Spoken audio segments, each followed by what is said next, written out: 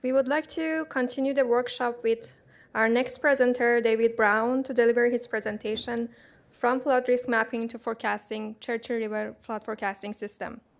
David Brown is a water resources engineer with over 20 years of experience in water resources engineering with focus on hydraulic modeling and flood protection.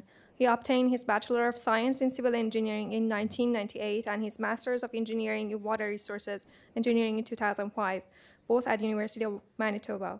Since graduation, David has gained extensive experience in a variety of projects involving hydrologic studies, river hydraulics, flood protection, fish passage, fish habitat enhancement, hydroelectric development, as well as numerical and physical modeling. As Water Resources Department Head and Associate Principal, David is responsible for the oversight of the design, analysis, and implementation of a wide range of water resources and hydraulic projects across Canada. He is currently the project manager and lead engineer for the Churchill River flood risk mapping and forecasting services. Let's welcome David Brown to the stage.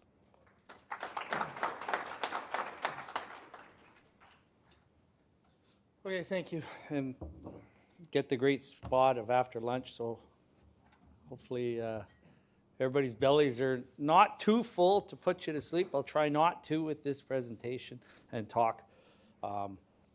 So I'm going to not really talk too much on climate change aspects here, but I'm going to more talk about how tools that we're using to develop floodplain mapping can be used for forecasting system, right? And other aspects as well. Visit. Let's change it up here. This one.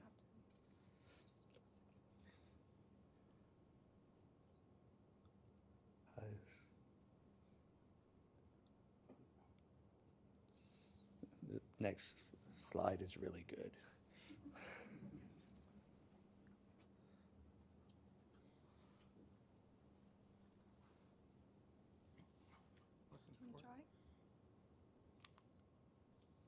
It's not up here now.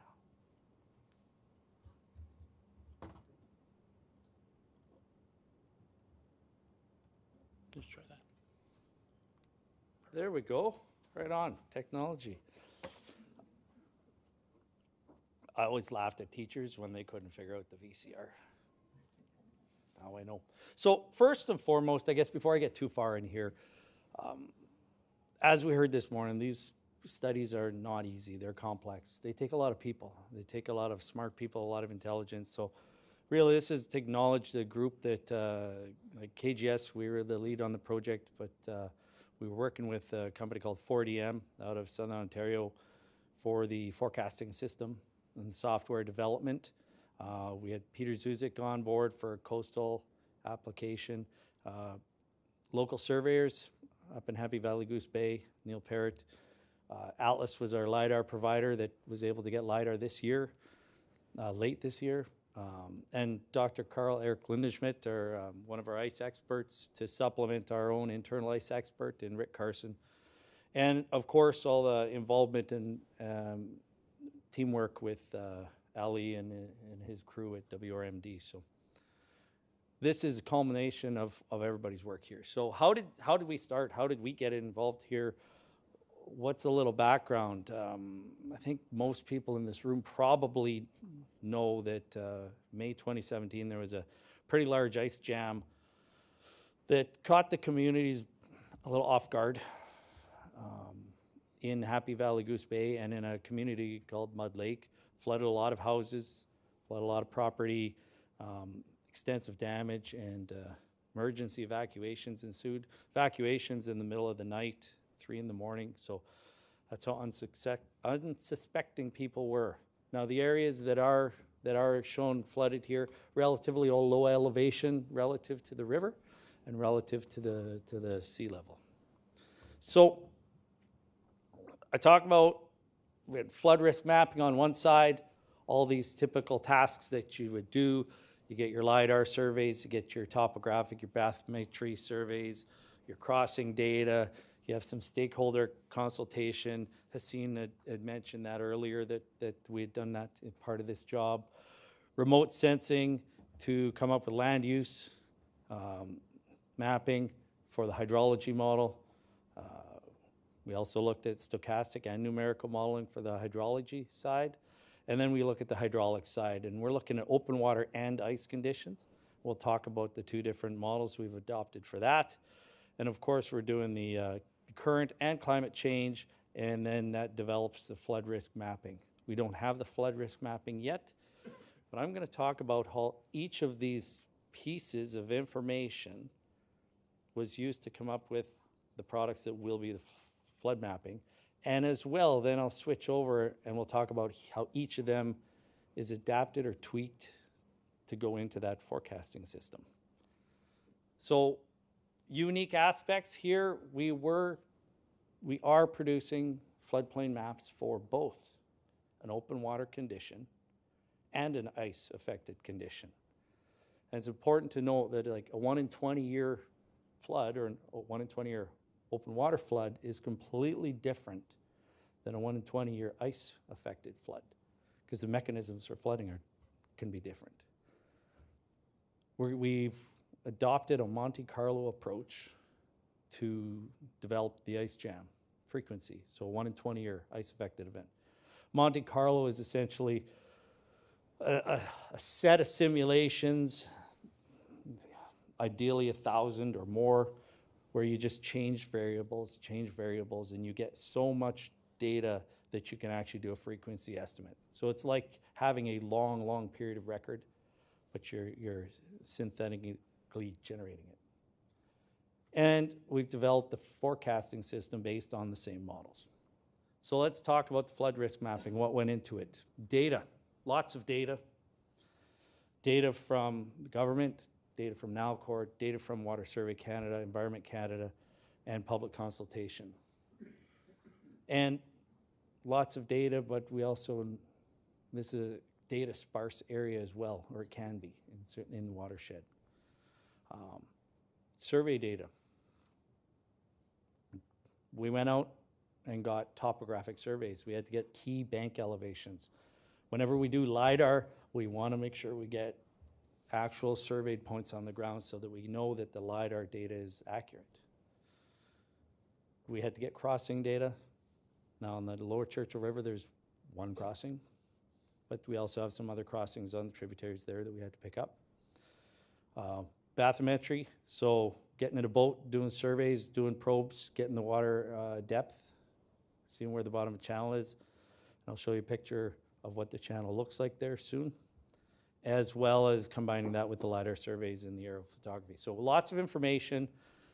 We heard about it before, how it helps form the basis of our modeling.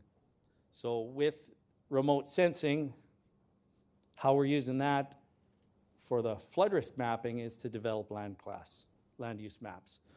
So we take satellite imagery for a number of years, you stitch it all together, and then you have a little bit of machine learning that codes the land use into different categories. Forest, there's a lot of agriculture up there, but it can, commercial, developed areas, not water.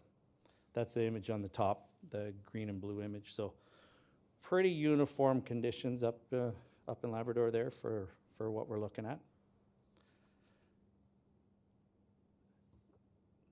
The hydrologic model. So the Churchill River, very large watershed, approximately 94,000 square kilometers. And it's a unique watershed in the sense that we'll call it the upper basin, which is pretty much 3/4 of the area of the total basin, is very well controlled. The Churchill Falls development, as we all know, is up there. And pretty much most of the time, it's powerhouse flow that comes out. They had to spill this year though, so that threw a little wrinkle in adaptive management we had to do in our forecasting software, but we took care of that. And with that control is the outflows, or what comes to the middle basin, is fairly well defined, between 1,800 and 2,000 typically. And then we've got the middle basin, which is about a quarter of that total basin. That's where it's uncontrolled. And that can have significant contributions to the flood peaks.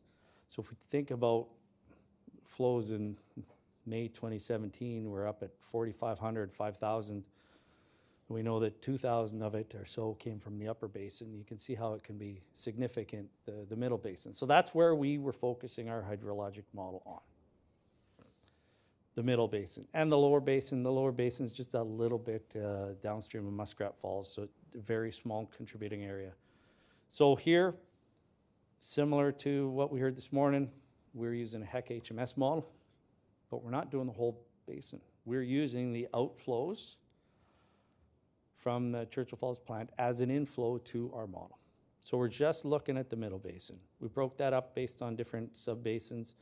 We have 23 of them, and 4 of them we have unregulated gauged basins. So we do have some information that helped us in calibrating our model, defining it. And we also used, we didn't use point data to define the flows. We actually used gridded Kappa data. So Kappa data is it's a data set that's put together through the through Environment Canada that takes the gridded or the point data and creates a grid. So it uses different weighting techniques and relies on some forecasting and hindcasting information to develop a better product for data sparse zones. So whenever we develop a model, it's incredibly important to verify it, to calibrate it, and validate it. If you just put a model together and you don't have good data, they say garbage in equals garbage out. So you want to know that your model's working well. So we ran the model in a calibration mode, basically for 2011 right through to 2015. So 4 years continuous simulation. Fall, winter, spring, summer. And we considered a validation period of another 3 years from 2015 through to the end of 2018. So we had fairly good fit. We were happy with this fit. Fits compared to industry standards, bang on in terms of what we like to see models calibrated to. We also were able to represent the with that model pretty much the 2017 spring flood peak.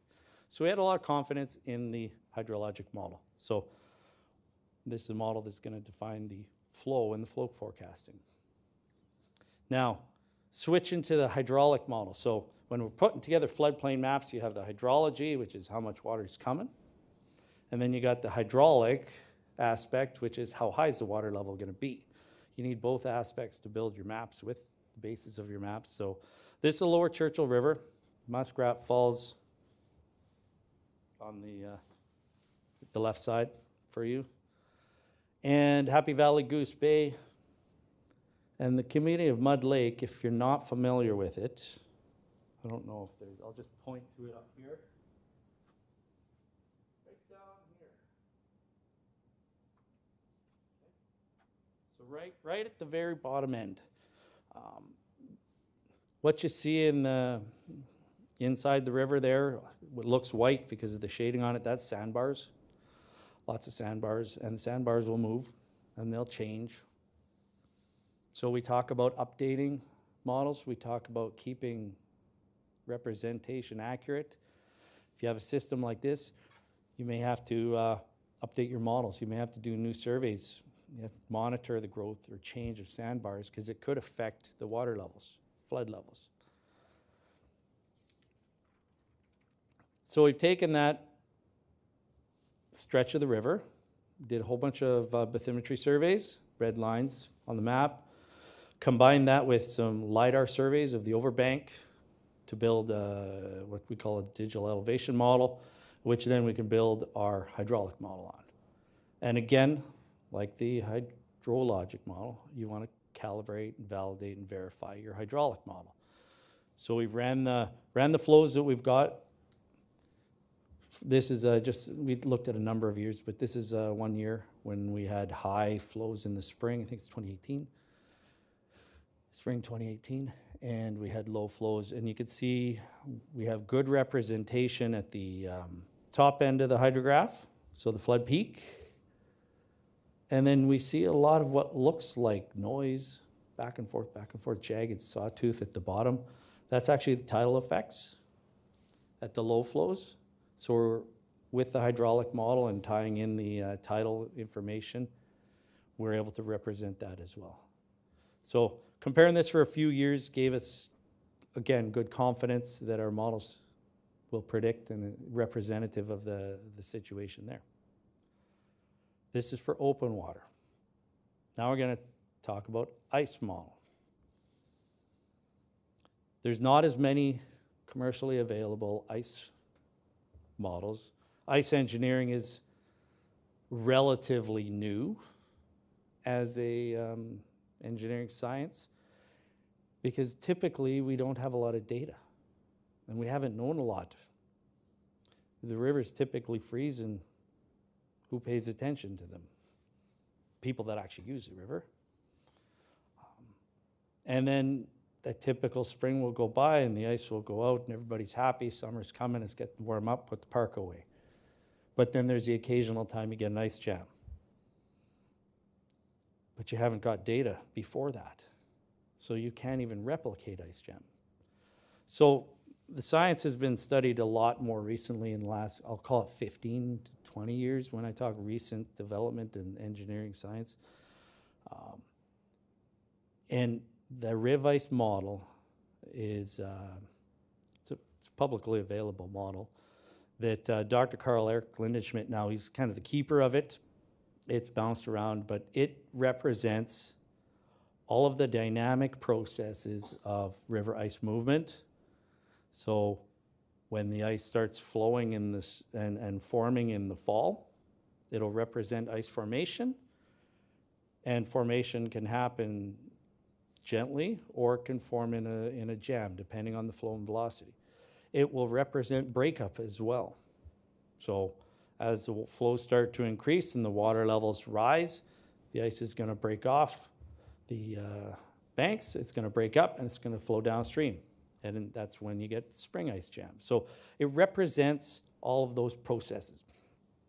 Now, how we've used it in the floodplain mapping is you have to come up with a 20-year and 100-year. So that's what I mentioned, the Monte Carlo process. So we run 1,000 different runs. We vary flows, we vary ice thickness, we vary ice volume, those are the main things. Strength parameters of the ice. Is it weak ice? Is it strong ice? When does it break? And then you can get a 20-year and a 100-year and a frequency.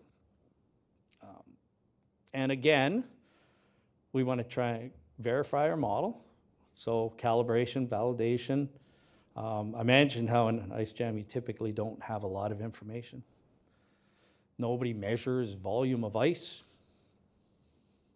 But we did have some. We had some ice thickness measurements. And we had some aerial photographs and some satellite imagery. So we could generally had enough data to give ourselves comfort that the model was representing past events. So there's just two on the screen there at 2012 and at 2017. The black vertical lines that you see, that's representative of the actual ice jam itself. So as the ice jams, it wants to push under itself, and then it builds up water level upstream. The typical open water profile for that same event is shown as the blue line on that screen, where the ice jam event would be on the black line. So we have our hydrologic model, gives us flows. We have our HEC-RAS model that gave us the open water levels. And we have now a RivIce model that gives us ice-affected water levels. For the floodplain mapping, flood risk mapping, you saw this image earlier in Hassein's presentation. Essentially, we're going to create a set of floodplain maps. We just finished processing all the LiDAR, so we're going to start the maps. Going to do the velocity maps, the hazard maps, all of these maps that Peter talked about earlier, they'll be developed here. Now, but let's talk about the fun stuff here. Not the mapping's not fun, but the forecasting system was pretty interesting. So what we developed was a standalone software that essentially it runs 24/7. It's set up on a server at Ali's office and just continually runs. It downloads data automatically. It runs a set of models, a hydrologic model all year long. Depending on the season, on the conditions, it'll run a open water model. It'll run a freeze up, river freeze up model. It'll run a stable ice winter model, or it'll run a spring breakup model. We built this model onto the Hydrologics framework. So Hydrologics is a software platform that 40M had developed originally for Ontario Power Generation on the Matagami River Basin. And so we took that and we adapted it and customized it for this project here. So we called it Hydrologics CRFFS, Churchill River Flood Forecasting System. So for the Churchill River, we decided to forecast 3 days out. We can, the system itself could forecast longer, but as everybody on the island here knows, the weather can change pretty darn quick, and who can really forecast the weather? Weather forecasters never get in as much trouble or criticism as flood forecasters.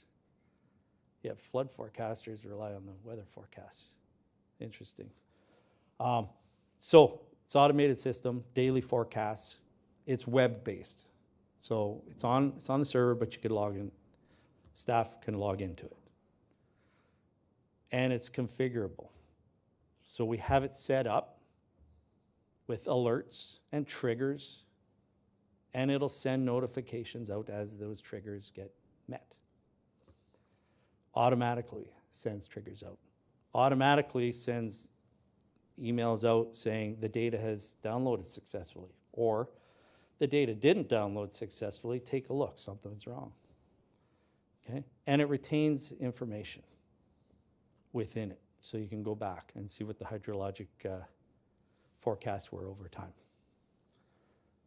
So this slide is not intended for everybody to read every single thing. This is the overall framework of the system. I guess don't have a pointer to work with, but I'll stand up front and talk here. We have all this data that's coming in automatically. The system grabs it from Water Survey Canada. The system grabs it from actually all off the water resource system. The water resource system is grabbing it every day. We're also getting ice information from a company called Secor during the ice season. It goes into this box here, which is the model, labeled the back end. So we have a system that once it downloads the data, it has to process the data. That processed data then goes into an internal database in the system. That internal database then feeds into what we call forecast model runners.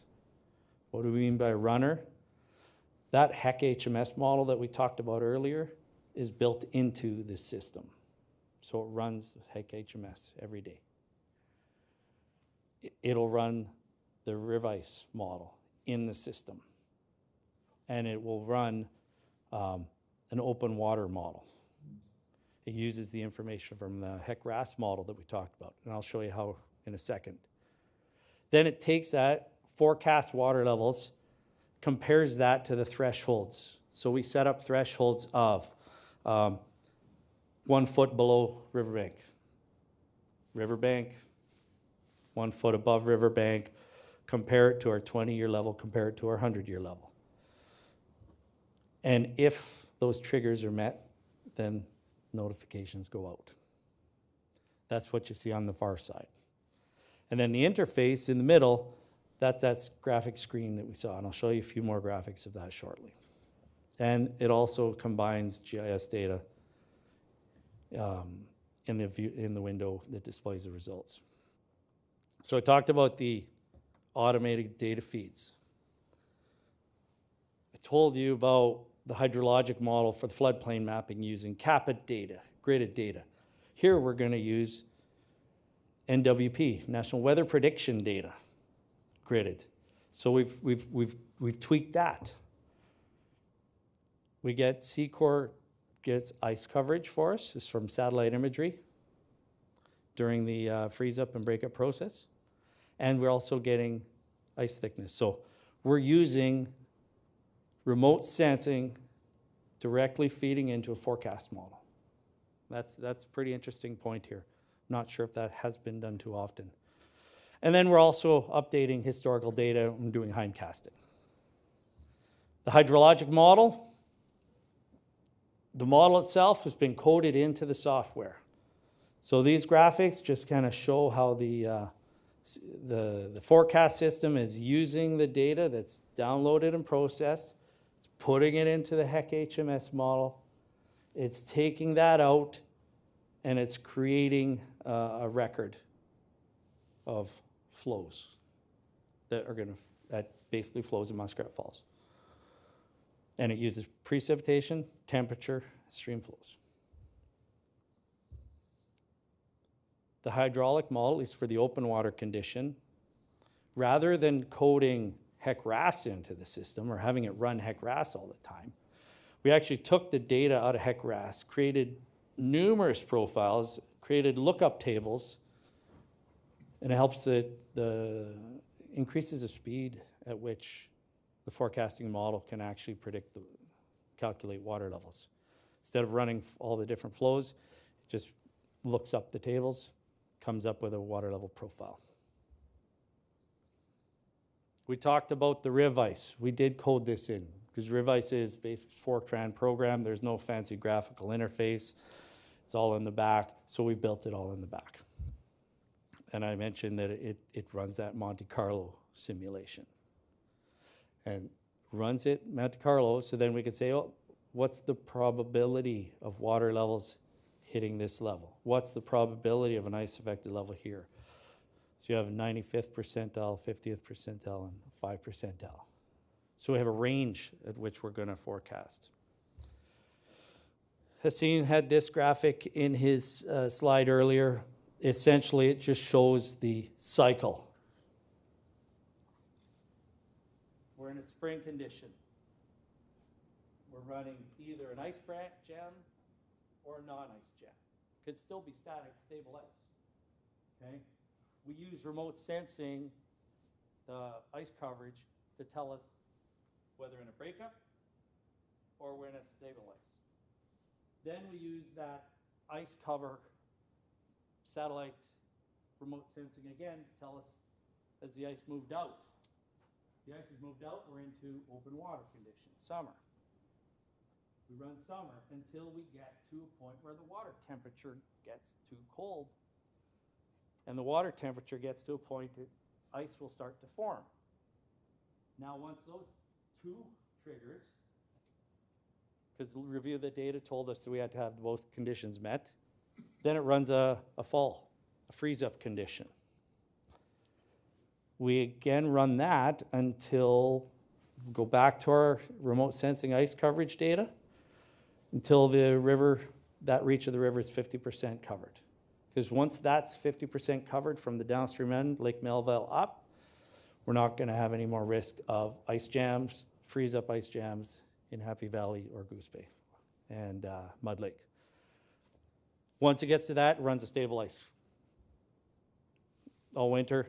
Then again, once we find flows are increasing in the spring, we trigger a spring breakup model. So this is the cycle that the model runs on its own. A couple of slides here to just wrap up and show the software itself. So this, Hassine mentioned earlier, dashboard. It's the main screen you get when you log in. It has all the information. It tells you when the data processors ran. Tell you what forecast cycle it's calculating in. Summaries of all the data. Okay? Summaries of System processes, so did the processes run? What are the current gauge readings? So we pull in the current gauge readings so we can compare that to what we actually forecast. Has the forecast levels and flows, and it'll either show the winter level or the open water level. And then it has a couple graphics down on the bottom that show precipitation, temperature. And the one on the far right, that's the ice coverage. So we also see what the ice coverage is and what the model's using there. The output, it's all small here. All the windows can be opened up as you need. This is showing the 3-day forecast. So up in the upper right there is the 3-day forecast of flow. That's at the upstream end of our reach, so just downstream of Muskrat Falls. Then we got a water level hydrograph. It's forecasting out, this is a graphic showing potential ice jam levels that could happen at any point in the next 3 days. So that would be right over here. We had our current level tracked there, and if we were to get a jam, it could go up to either of those three based on that probability. 95, 50%, 5th. 10th and 90th, not 95. And then on the bottom, we have a profile. So a longitudinal profile all the way up the river. So Lake Melville right up to Muskrat. Also have the ability to download the models. So if Ali and staff want to do what if scenarios, they can take their models out and do what ifs. I talked about thresholds. So we define a number of water levels. This is the level. If the system forecasts a level higher, gets a notification, and then an email goes out. So the users don't have to be monitoring this all day long. When they get these notifications, it's a good sign, hey, we better go check on something.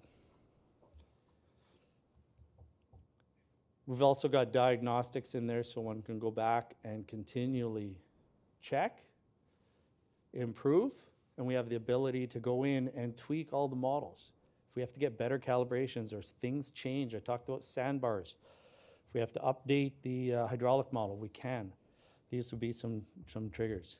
And the key one we're really looking at here is the bottom graph, is how we're tracking. So at any point in time, you can see how we're tracking. This was the, I think this is from this August.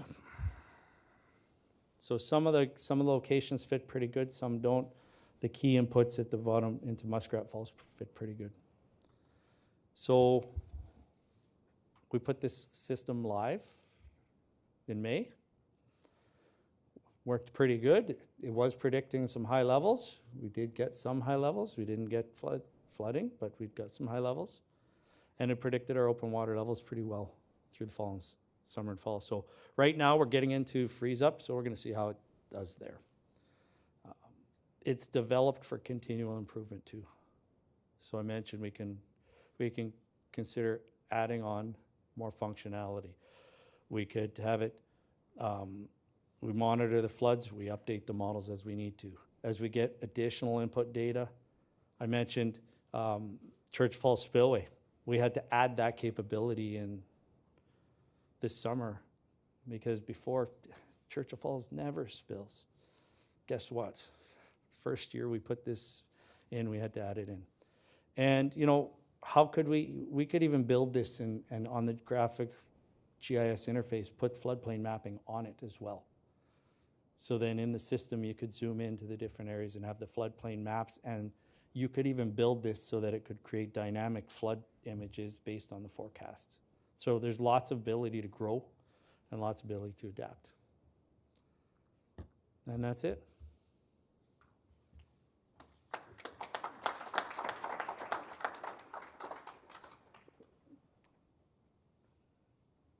Thanks, David, for a pretty amazing presentation. Any question for David?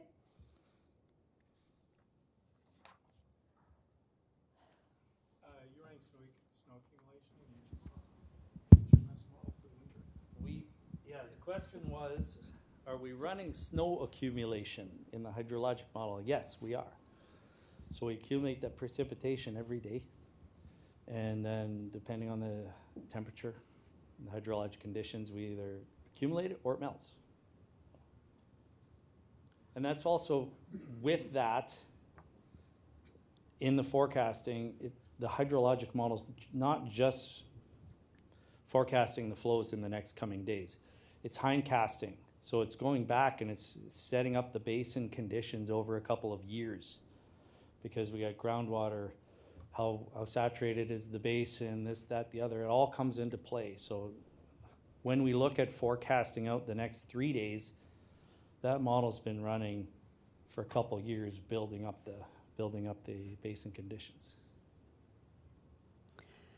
Hey, the forecasting model is receiving a number of inputs from monitoring stations that are out in the environment. How sensitive is the model to having those stations go down or sensors go down? It varies. So within the model, we're capturing, we read in real-time water level data. The only thing the forecasting model uses for the real-time water level is comparison. So if a water level gauge goes down, it's not the end of the world for the forecasting system. But what it does is you don't have anything to compare the results to then, right? So in May 2017, with the ice jam that happened, there were gauges that got knocked out. And so one of the things that Water Resource WRMD have done, they've added in more gauges, or they'll have gauge on each side of the river. So redundancy, I guess, for any type of system that we want to call critical, if we're relying on gauges, redundancy is important. Now, we also have other feeds like ice thickness that come in throughout the winter. And what's most critical is our ice thickness right before breakup. So we've set the system up that if we don't have ice thickness coming in, say the ice is unsafe to get on and we can't get ice thickness, or ice thickness sensor goes down, the system will revert back to the previous ice thickness that was recorded. Flows coming out of Churchill Falls. I mentioned how our hydrologic model uses that. There's only one source of that, so that's also pretty critical for an input. So we automatically get that data, feed it in. If there's a day that doesn't have data, say at Churchill, the system will take the last known date for flow that we had. And knowing how kind of constant Churchill flows can be over, say 3 days out, we've felt like that was a good safety net to deal with that kind of data error. So relying on the gauges is important, but it does vary across the system. Question regarding the use of the model in terms of the communities along the watershed. When it triggers an alarm that there's a flood condition potentially on the rise, how is that integrated with the communities? Like, how much notice would they receive in terms of being able to evacuate? You mentioned there's an email that goes out, but you didn't give detail. Who's that go to? Is it part of an emergency preparedness plan, or can you give some detail or speak to its integration with the community on that level? I can talk maybe a little bit, but the person probably better suited was standing right beside you. So right now the system, it forecasts 3 days out, right? That doesn't mean that there can't be more than 3 days of notice, right? That means within the first, communities on watch when there's certain conditions for ice breakup are happening. They generally know when they're going to happen, but what they don't know is how high they're going to be or how high could they get. Hassine this morning mentioned about the River Watch Committee. So the notifications go out to Ali and his staff that are using the software, and then I guess I have to leave it to you to what happens next. So the notifications come out to Water Resources, they come to my staff, and then what we do is we work with Fire Emergency Services Newfoundland. So as soon as we have the 3-day forecast and we have a probability of a flood, we inform FESNL and we inform the local watch committee at the same time. And then between FESNL, Lower River Watch Committee, and us, we coordinate what the response should be. So we might put a River Watch, and on the local River Watch Committee, we have members from both Happy Valley Goose Bay and Mud Lake on it. So when we get the results, we bring them in, and then they start giving us observations saying, yeah, the river is going up, it's not going down, or you got it wrong, for example. This happens all the time, things like that. Yeah. Thank you. And that, just to even build onto that, Ellie mentioned about the feedback from the Riverwatch Committee. That then can be used to continually improve the forecasting model. Because when we start this whole process, we started this, it's like, yeah, can we predict an ice jam? It's a pretty difficult thing to do. So we're predicting possible levels from an ice jam. It's very difficult to predict when and exactly what the ice jam will be. So that just helps continual improvement over time.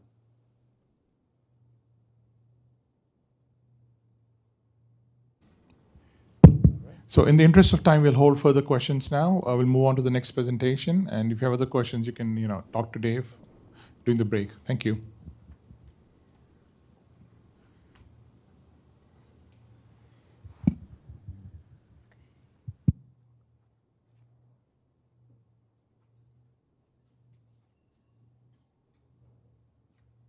All right, now next, I would like to invite Peter Nimrike, Woods Climate Resilience and Sustainability Lead for Canada, for his second presentation.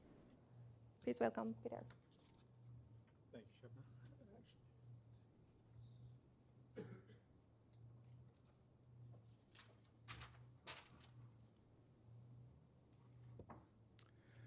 So this time around, we're going to talk a little bit more in depth around how we have traditionally done our floodplain mapping and what we've seen as consultants in the types of nuances that we're seeing coming up in the floodplain mapping assignments that we're doing both here in Newfoundland and in other locations across Canada. So we've been mapping floodplains for a long, long time, and just last night when I was trying to think of something interesting to put in, tried to go back and Google and just said, oldest floodplain map, and I figure there've got to be older ones, but this is the oldest one I could find from 1893 from Australia. And I'm sure this wasn't a modeled floodplain. This was probably a representation of a historic floodplain that was hand drawn on some mapping at the time. I'm sure there's floods have been recognized for eons, and floodplain maps in earlier times were probably just verbalized, saying, Joe, you probably don't want to build your house there because it floods all the time. And then in more recent times, in the 1980s, the floodplain maps start to look a little bit different, and we have sections as old HEC 2-based floodplain map, but it's still very cartographic in that the lines are hand drawn.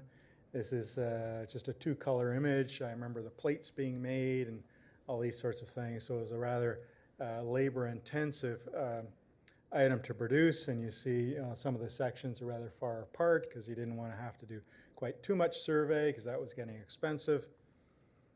And then we start into some more recent work, and showed this image this morning from Petty Harbor. But now we have the advent of LiDAR information, so we have full topographic coverage across the water course. We have lots more sections because our computing power allows us to do that. And the information that comes out of the models can be passed on to a CAD or GIS technician, and they can start to build these maps. And then more recently, we're moving into the era of the computers drawing the map, running the models, drawing the maps, almost as an end product. So this is actually a 2-dimensional flood model representation for a nuclear facility in Ontario. That things get quite sophisticated in that you can, one of the tasks here was to identify flood risk at every doorway into the powerhouse, and there were 130 doors.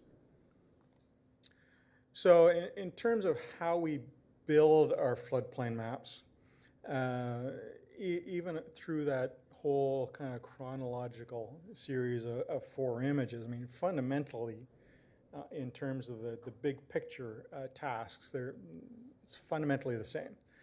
So we review some background information if there is any, previous hydrotechnical studies, previous mapping, previous surveys, any of that information.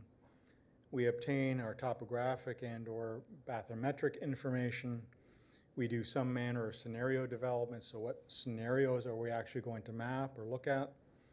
We build a hydrologic model that helps us to understand how much water is coming off a particular watershed at our point of interest.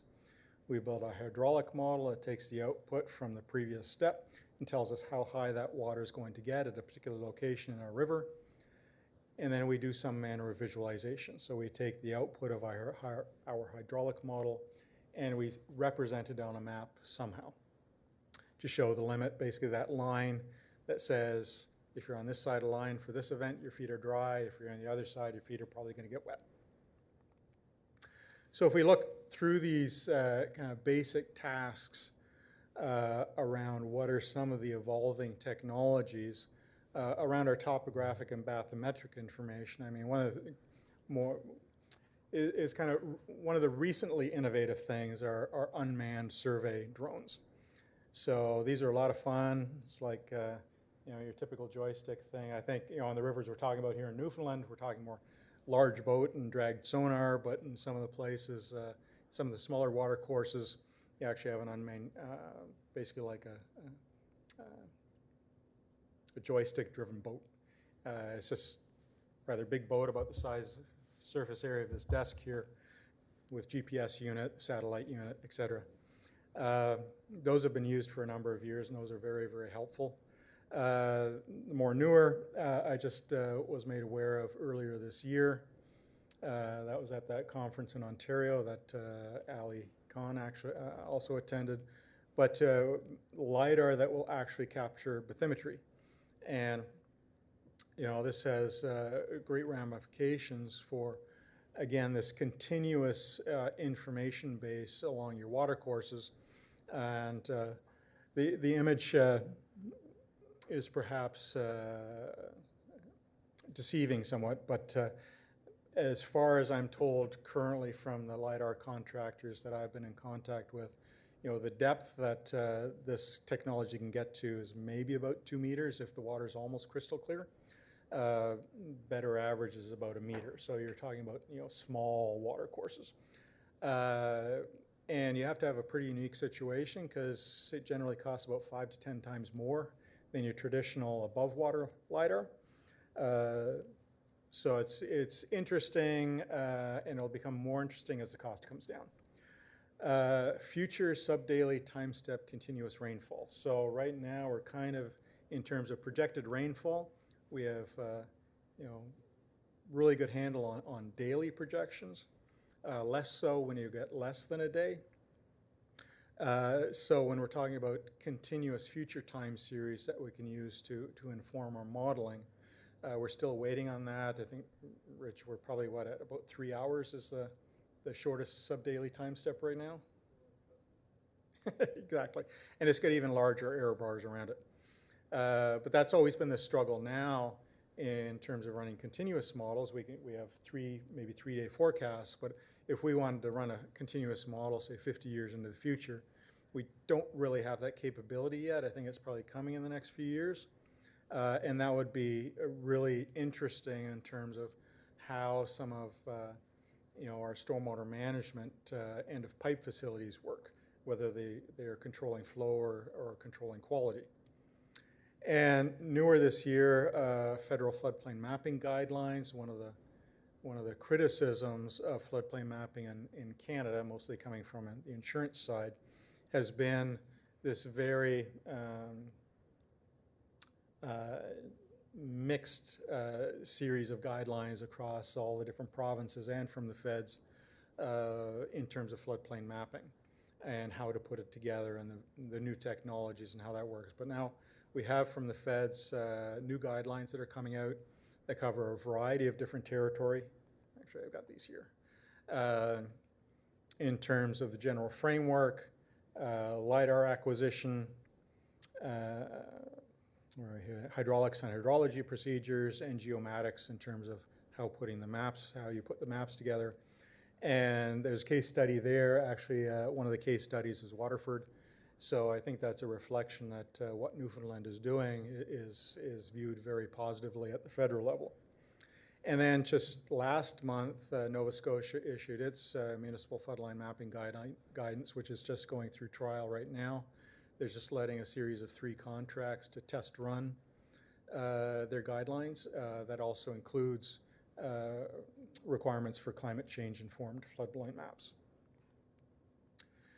Now, in terms of scenario development, I mean, the one we're talking about generally today is climate change, and we can talk about nuances about, existing land use conditions or fully built out land use conditions, but really looking forward further into the future and what climate change might hold for us. I don't think there's any too much discussion that we have expectation of increased rainfall in the future. We can discuss what the magnitude of that change would be, but I think we can generally agree that the trend is up. And based on this particular report, the Fourth National Assessment from the US, they had this interesting graphic looking at expected annual damages in the future around the different RCP scenarios. And it behooves us to recognize that we have increasing flood risk, and from a climate change mitigation point of view, that we should also act very positively and actively to mitigate some of the expectations around climate change. Because at least in the US, they're looking at $500 billion US in terms of annualized flood damages under RCP 8.5, and it's still a massively large number, even if we can limit, climate change to the projected line around 4.5. So an interesting development, and I read it, and it eludes me right now which of the guidelines it was in, but the requirement for looking at, as a scenario to be modeled, early spring, late winter rainfall on frozen ground. And this certainly in Southern Ontario is something that we experience. And this is just an image from a community in Port Hope, Ontario, which is about an hour east of Toronto. They had exactly this circumstance in 1980. They had, all the snow was gone, but the ground was still frozen, and they got a 5-year rainfall that ended up generating the equivalent of their 100-year flood. So we have this circumstance to look forward to. I don't know if this is really going to be an issue in Newfoundland. I think just generally it's postulated that we're looking at rainfall earlier in spring, or even, we have examples in Ontario where it's rained oddly in January, but there's lots of snow on the ground, so it hasn't really contributed that much to flooding. But we have this circumstance that maybe should be something we consider as a scenario in longer term planning. So from building a hydrologic model, we have a plethora of tools, and I could have put 3 or 4 times as many logos on here. There are some that we tend to, like those from the U.S. Army Corps of Engineers, the Stormwater Management Model, the DHI products, HSPF, but there's a whole raft of them. And they range from basically publicly available to super expensive, and it's really a matter of judgment as to which one of these models, because they all have different functionality, different scaling, and it really needs a review at the outset to understand or make an informed decision as to which one of these platforms is going to best suit your purpose and best generate information that helps you make decisions. So we've got lots of options there. Similarly, on the building the hydraulic model side, we have perhaps fewer choices, but still in that realm of publicly available to super expensive. and all kinds of different levels of functionality, from one-dimensional steady flow to two-dimensional unsteady flow, continuous, single event, all over the map. But I would say from a floodplain mapping perspective, I would say across North America, or at least in Canada, the US, the core, the vast percentage of floodplain maps have been generated using HEC-RAS or its predecessors. Now, the interesting thing that we're seeing, and we have this example in floodplain mapping assignments we're doing now in Ontario, particularly in urban centers, some of the drainage infrastructure that we have in urban settings doesn't lend itself well to being modeled using HEC-RAS. HEC-RAS, for floodplain mapping, is typically run in a single event, one-dimensional steady state, which essentially means in a given cross-section all the water is heading in the same direction. But we have circumstances where we have long lengths of buried stream, essentially, in a pipe, multiple inputs coming in. There may be a change in the characteristics of that pipe over its length. So these things are not well managed in HEC-RAS. So we've been going to things like Mike or PC-SWIM 2D and parsing out pieces of the reach to be modeled to do in a separate exercise, and then splicing the results back together when we come to floodplain mapping. As well, we're getting into more sophisticated modeling of spills, and in Ontario, spills have a regulatory definition. You typically don't map them in a traditional floodplain mapping exercise. You simply identify that there's a potential for a spill at a location, so essentially an unbounded floodplain where water will leave the riverine system and go in a different direction.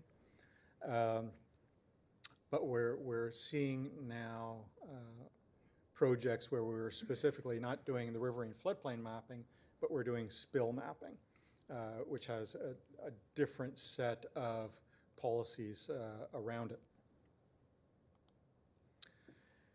And in terms of flood limit visualization, again, there's a variety of tools, and generally they're all somewhat integrated. HEC-GeoRAS from the U.S. Army Corps, again, is directly integrated with HEC-RAS. We have a product, GeoHEC-RAS, and I think it's the most horrible name ever because everybody gets the two confused, from a third-party software provider. You can do floodplain mapping inside of Civil 3D and AutoCAD. You can do it in ArcGIS, just using the generic functionality.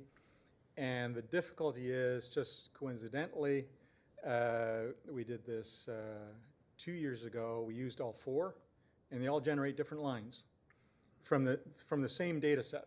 So you have topography, and you have your flood surface, and where those two things intersect is essentially your flood limit. So typically we find in flat areas, the mathematics that is assessing the topography and the intersection of those two surfaces.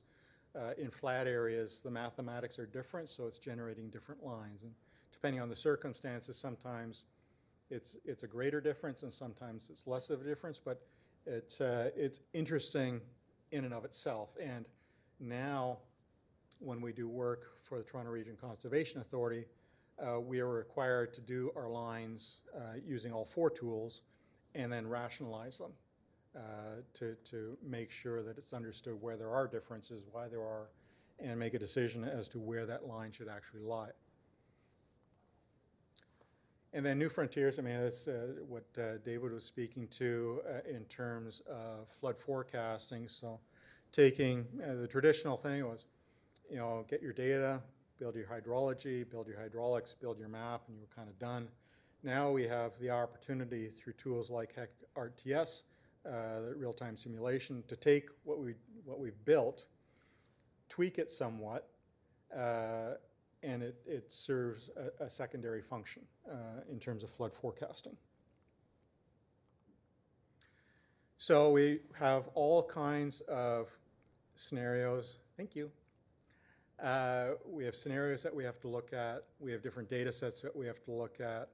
As I mentioned this morning, And, you know, for one particular city, we were able to generate 90 different rainfall scenarios just out of the few, you know, tools we have available. So our existing IDF information has error bars around it that typically we as engineers forget about. Certainly those error bars expand into the future, so it behooves us to understand how those how that range of rainfall estimate might reflect in ultimately the floodplain maps. We have a bunch of different models, and we have, you know, I perhaps won't call them priorities, but objectives. So floodplain mapping is by its definition meant to be conservative. Real-time flood forecasting serves a different purpose. It's supposed to reflect more of a reality in the field. So those models sometimes are parameterized differently. So lots of different things to think about when you're putting these together, and lots of new tools coming available to us, well, both tools and data.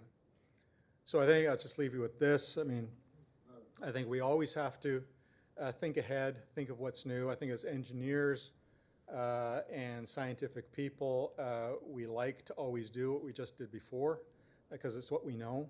But we have to expand our boundaries and be open to new ideas and embrace them and make what we do better. Thank you very much.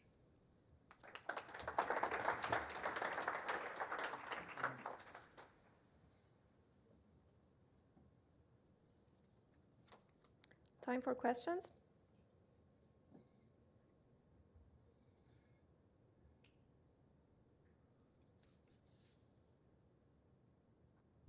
No question?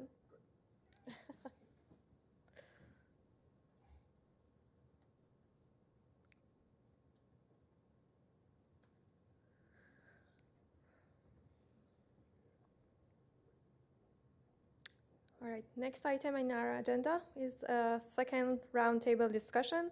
So similar to our first roundtable discussion, we have 2 questions on the screen, 25 minutes for discussion time, and then we continue with reporting back.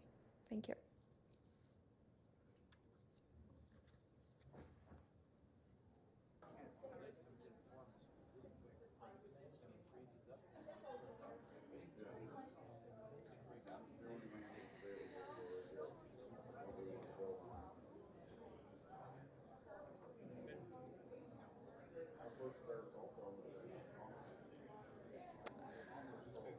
All right, if I can please have your attention, we would like to continue with our reporting back portion. Mics, yep.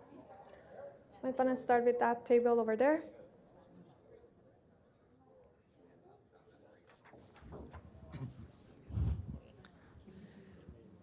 Right, so kind of question 1, 2 combined. Areas for improvement in flood forecasting emergency response. We talked about there's a lot of rural and remote communities in Newfoundland and Labrador where emergency response is difficult. Just think about Mud Lake and trying to get the people and their animals out of Mud Lake because of the flooding. It was a challenge. Having roles and responsibilities clarified and emergency response plans are needed.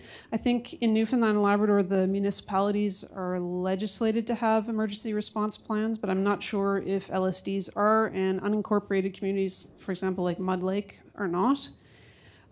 So there wasn't even anybody to talk to in the town of Mud Lake to say, hey, your town is flooding. Things like emergency notification, how do you let people know that there's a flood coming? We have to realize that there's demographic changes happening in a lot of our rural communities. The populations are aging, so sometimes it's hard for communities to have people available for emergency response. So the province, we need to look at alternatives, things like regionalization, and communities can be responsible for upgrading their infrastructure. On the second question, municipal role in the implementation of flood risk maps, we talked about things like communities letting the province know that they're experiencing flooding so that they can be on the priority list to get mapping done. having flood areas designated in the municipal planning areas. So in the municipal plans, those areas are designated as flood areas, so there's less development or no development or appropriate development. IDing who is in the floodplain. Also outreach to the public and possibly emergency exercises so the town can exercise its emergency plan and response. Thank you so much, Paula. Can we have the next table leader for the report?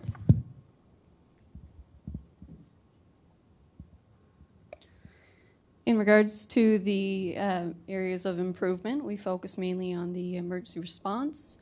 So we had address impacts to damage to transportation routes, better mobilization plans for emergency response, identifying weak points in transportation routes in case of emergency, emergency response training for floods, and a lot of municipalities do not have emergency services or resources to respond appropriately.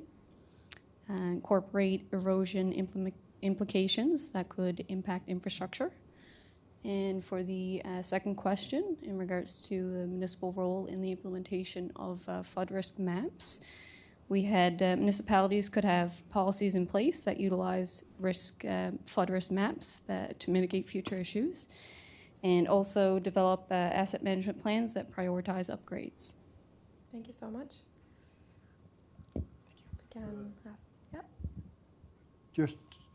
Just to add to the mapping, we're after having a lot of on Transcanada in different places. We're after having, well, it's caused by erosion, but it's also caused by water underground. You get the big one out and turn over, and then places that cuts everything off.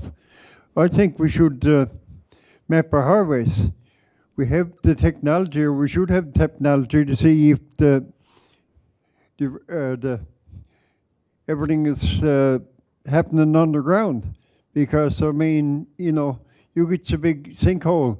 It don't happen overnight.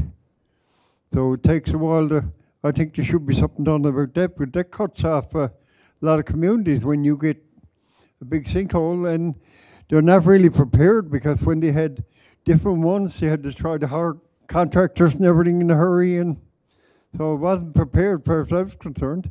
Thank you. Thank you. Next table on the back. Oops, sorry. I'll try to focus on what was a little bit different. Improvement in flood forecasting. I mean, the flood forecasting models we've seen here today are very elaborate models, of course, which have a lot of data and take a lot of time and a lot of money. We've also been talking about flooding in the context of, it seems to be, development decisions where there's not currently development. With climate change, we're going to get a lot of places that are going to get flooded that have never had flooding before. They're not currently going to be on the priority list to get a flood forecast map done.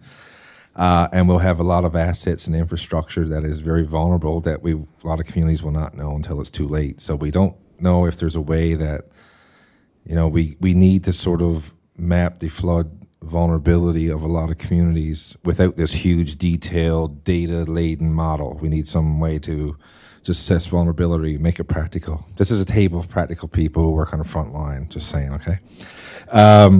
As for emergency response and improvement, we can't comment. We weren't really given any details in any of the presentations about, well, what is the current response process.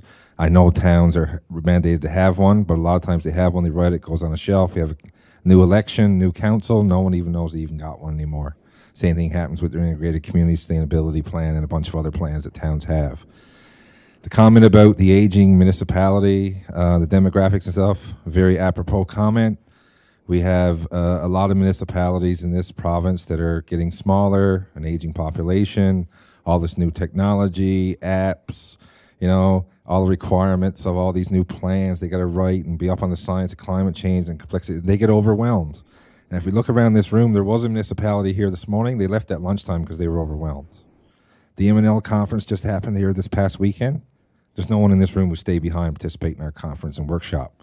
Except staff. So that we need to take lessons from that. We need to find a way to work more effectively with the municipalities and to take care of some of these concerns and issues that we have going forward. A lot of municipalities can get a flood risk map or be aware of a flood zone and they can apply development regulations and some stuff around that. But there's a lot of other roles that they can play that they have no knowledge of. So we had to find ways to integrate, to align with them, dumb things down, make it practical, user-friendly, and have some type of forward-going relationship to deal with high-risk, vulnerable areas in that context. Was that fair? Okay, I think we got nothing else to say. Excellent, thank you. Can we move on to the next table? Yeah. Didn't fight hard enough. I thought I was going to get to rant this time. Do you want? Yeah. So it's for the okay. For the first question, I guess we kind of discussed that we need to shift more from a reactive approach to a proactive approach when it comes to flood mapping and flood risk mapping and emergency response. We also discussed that there could be improvements made in initial data acquisition, whether it's more accuracy or just ease in acquiring it so that it makes these studies easier. We also discussed that there should be more community engagement. We think there's a lot of worth put in that, and encouragement of participation in flood forecasting and emergency response. And also, it would help that if there's policies put in place to guide municipalities to develop these plans. For the second question, the role of the municipality. Well, first of all, if you're given a flood risk map, the role would be for any municipality to make a plan, a response plan, based on that. And but I guess the question is, does the municipality have the person power or the ability, the funds to even have a plan in the first place? And if you don't have a plan, you can't implement your flood risk mapping into your land use zoning plan. So, I mean, the real question is, does the municipality have the ability to do it? And maybe we should start there. So. Yeah, just to clarify, we have 276 municipalities. I think it's barely half of them actually have development control authority by virtue of having a municipal plan and development regulations. So hold that in your mind, in terms of the limitations with respect to any of the land use related side of things. The emergency plans really do represent the easier way in for many municipalities in terms of being able to implement at least the emergency response side of things. There too, Paula's earlier comment about the demographics being a challenge. We have fire departments around the province that are really struggling to keep their members at levels that represent a real emergency response there as well. The other thing is with respect to the idea around community engagement, kind of to build on our prior table's comment about the practicalities. A lot of the toolkit approaches that the province looked at under the Regional Adaptation Collaboratives, or ACASA, were compiled in the 7 Steps Toolkit. It's a vulnerability assessment tool. The Conservation Corps of Newfoundland and Labrador have been taking the lead of late, trying to actually go around and facilitate the processes within communities in order to use that tool. And it, I think, reflects exactly the sort of process that we're kind of looking for, that hits that sweet spot of allowing the community's knowledge to be documented, but at one and the same time to really validate local experience and knowledge, and to sort of re-engage people in the process of looking after their affairs, and in turn then having some influence over the plans that are made within the capacity of the community that's trying to make them. Great, thank you. Can we have someone from front table here? Well, we looked at the areas of improvement. We were thinking that we'd like to see another workshop. However, the workshop that I was talking about was actually one based on how to help municipalities write the policies. And being the mapping geek in our office, I'd like to have a workshop on how I can do that. And but further to that, we've seen EMO-led scenarios run in a couple of different jurisdictions, and they can be quite useful for figuring out whether or not the flood mapping will affect your emergency management plan, or if you have to update your response plan. One of the things that that was brought up here was that a rep from Churchill River actually says they do a semi-annual, well, they call it a dry run, but I guess you'd call it a desktop exercise, because a dry run is a funny way of saying it. Yeah.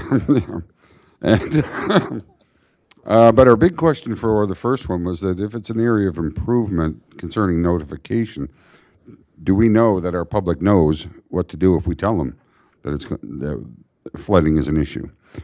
It is a municipal responsibility, as far as we're concerned, answering the second question, that it's a municipal role to notify the public and to update our emergency management plans. That's it. Thank you. Next table. I think at this point, almost everything on my list has been covered by someone else. And I was going to talk also about the public education aspect of it, because that would most likely fall to municipalities. And if the whole point is to keep people safe and then they don't know what to do in that situation, then no matter how robust your plan, you're going to there'll be some obstacles if people aren't sure where to go. So that's something that should be focused on. And even like for their own personal properties, just educating them on how they can, prepare their homes for a flood, that type of thing. Otherwise, it's a lot of the same stuff. We talked about how a lot of communities don't have up-to-date contact information. So if there was an emergency, they can't even be notified. We talked about how the local service districts have additional challenges, and how towns are already overwhelmed. So how do you make it accessible? How do you make how do you give them templates to develop these sorts of things? And the 7 steps is one way. But I do think that it needs to be pushed as much as possible so that every town knows that it at least exists to start, and then they can actually move forward. We mentioned natural asset management, how that could relate in terms of, because we spoke about when towns are trying to develop or to replace infrastructure, it's still often the case where it's low cost wins, when there are lower impact ways that they could go about it, or more environmentally friendly ways, or ways that also promote stormwater management and things like that. So if towns started to think about that more generally in terms of their overall assets, that could help. Anything else from the table? Yeah. Excellent point. Thanks. Thank you. Next table. Thank you. Again, I think a lot of our points were already hit. For number 1, the areas of improvement, we've focused a little bit on the data side, and something they thought would be good to include is more citizen science in when we're creating these flood forecasting and emergency response plans. We also thought that we want to see more consolidation between communities, so you can get better data, better emergency response. As far as the municipal role in the implementation of these flood risk maps, one thing was to identify critical pathways and for the municipalities to communicate with residents better. I think that's already been mentioned. Something that could be considered is social media or text alerts, but as mentioned, with aging populations in some of these municipalities, we want to keep them in mind, as they may not use those sort of methods. And also maybe add an official role from the municipalities to the province when they're doing the flood forecasting and risk maps to assist them. Great, thank you. Next table on the back.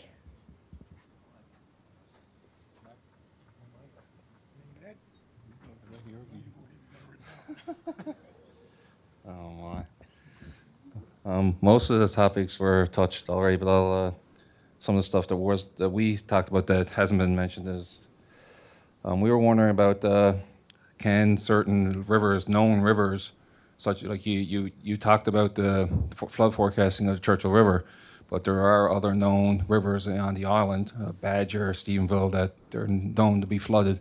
So can we have sort of like computer models done of those rivers? And then you can have flood forecasting done in 3 to 7, 10-day cycles so they could, everybody can react to a known event. As for the municipal role, we were talking about the municipalities should be, like, they're responsible for providing data as it occurs in their towns that happen to change the flood risk map. But the flood risk map is only developed in like a 10-year cycle. But they have data that's probably 2 years old or 1 year old, and they'd like to get their flood map changed, but they can't. And this goes hand in hand. Like, all kinds of data is coming from different sources, and we were wondering, like, would it be good to have like a gatekeeper of all the information to store it in one spot, so the municipalities can go to just to one person for their information instead of having to go to 10 different agencies. Yes, thank you. Next table. Thanks. Yeah, so I guess most of our points have really already been discussed here. One of the things I think I'm looking at it, I'm from a Crown Corporation or a utility, local, so NL Hydro. One of the things I look at, especially when we were chatting earlier with, I guess, the mayor of Cape Royal, she was kind of talking about the confusion and I guess kind of the detail that we were going through today, I think was a little bit more down the weeds than what she was looking for.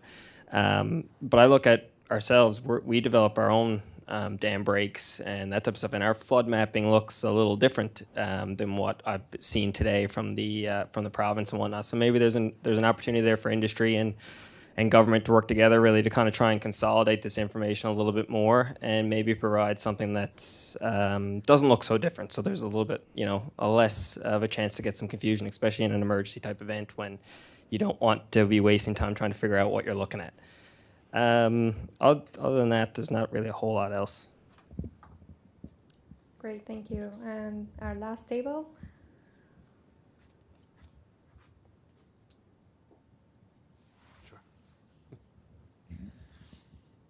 So for the first one, for emergency response, we talked about the different alert systems, notifications that municipalities use. And then once the notifications are gone out, there needs to be a plan for, so using the flood risk, you can tell maybe what areas that have roads are going to flood.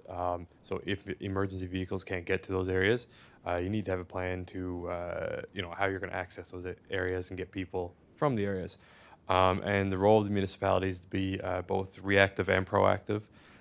So know what areas to prevent or not allow development, and then also knowing what infrastructure needs to be updated or implemented for when the floods do occur. Great, thank you so much, all of you. Yeah, maybe we can have the mic on front.